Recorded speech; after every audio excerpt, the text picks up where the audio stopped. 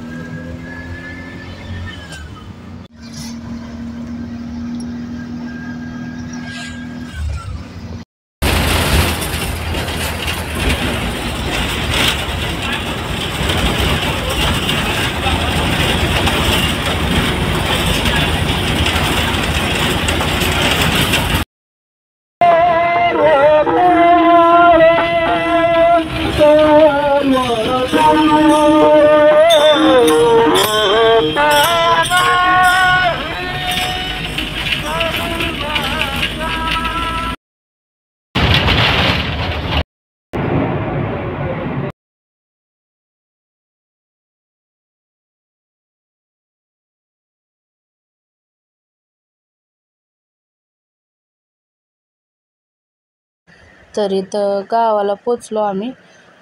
कारण सकाळ धरणं म्हणजे आम्ही येताना पहाटे उठलेलो एकदम, कारण पाऊसही चालू होता, त्याच्यामुळं गाड्यांना गर्दी होती जास्त. त्याच्यामुळं लवकरच उठून नाश्ताही काय केला नव्हता. नेमकं ज्या दिवशी गावाला जायचं होतं त्याच दिवशी लाईट जिथं आम्ही इकडे राहतो तिकडची लाईट गेली होती रातभर. मग बॅटऱ्या लावून आंघोळ्या वगैरे काय बॅग ही मी आदल्या दिवशीच भरलेली, पण तरी पण बारकं चिरकं काय सामान आहे ते घेतलंही आणि गेलो आम्ही रेल्वेत. आम्हाला जे हलकं फुलकं होतं त्या खाल्लं आम्ही, पण जेवायला ह्याला टाईमच भेटला नाही. मग परत इथं उतारलो. घरी जायच्या अगोदर म्हटलं पोरांना आणि आपण पण काहीतरी खावं, कारण सकाळ धरणं खाल्लं नव्हतं, थोडंच खाल्लेलं. तर म्हणलं खाऊन आपलं घरी गेलं, साफसफाई करत बसलं तरी पोरांचं काय टेन्शन नाही. आणि मग इथं जेवण म्हणजे तरी काय राईस मागवलेला आम्ही, मी राईस नूडल्स मिक्स मागवलेलं आणि पोरांनी राईस मागवलेलं. तर इथं दीदी भैया बोलतात, मम्मा राईस बघ आमच्या आली, त्यांची थोडीशी तिखट झाली ती म्हणून ती सांगत होती. तर इथं लाडूचं एकट्याचं चाललंय, कॅमेरा सुरू झाले की त्याची केस ही सेट करायचं चाललेलं असतं. तर ते बोलतोय जेवलं की मला पिझ्झा आणि बाईक पाहिजे. तर मी म्हणलं पहिलं हे खा मग तुला घ्यायचं. आणि बाईकसाठी अलीकडं तो सारखाच म्हणतो बाईक घ्यायची. त्याची पहिली गाडी आहे म्हणून मी बाईक घेईन आहे त्याला लवकर, कारण घरातच बाईक गाडी आहे तर तेच पहिल्यांदा खेळायला नानो करतोय आणि बाईक पाहिजे. काय त्याला बाईकचं ते पोयम एक बघतोय त्याच्यातली त्याने बाईक बघितली, ती सारखा बाईक मागतोय. नेमकं त्याला बाईकचं दुकान पुढं दिसलं तर ते बोलतोय पप्पा मी चायनीज नाही खाणार तोपर्यंत बाईक नाही मला घेणार. तर मी म्हणलं ठीक आहे आधी खा मग बघू आपण बाईक घेऊ.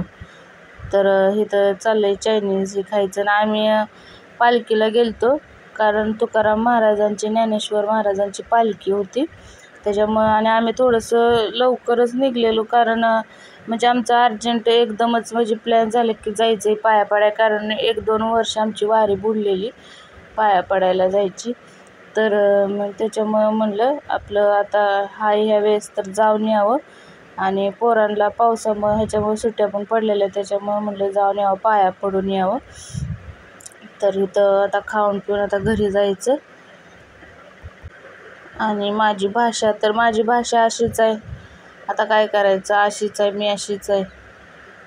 तर भाषा अशी आहे म्हणजे मी गावाकडं राहिली लहानपणापासून आणि परत लग्नानंतर इकडं म्हणजे आधी मी खेड्या गावात राहत होती, परत शहरशिट्टीत राहिली. त्याच्यामुळं माझी भाषा अशीच आहे. आता त्याला काय मी बदलू शकत नाही, कारण माझी रोजची तोंडाखालची भाषा आहे बोलायची अशीच. आणि मला काय त्याच्यात वाईट वाटत नाही की माझी भाषा अशी काय, कारण आहे माझी भाषा अशीच आहे, मला आवडते. तर इथं चायनीज सगळ्यांचं चाललंय, चायनीज खाऊन मग आता जायचं घरी. तर घरी गेल्यानंतर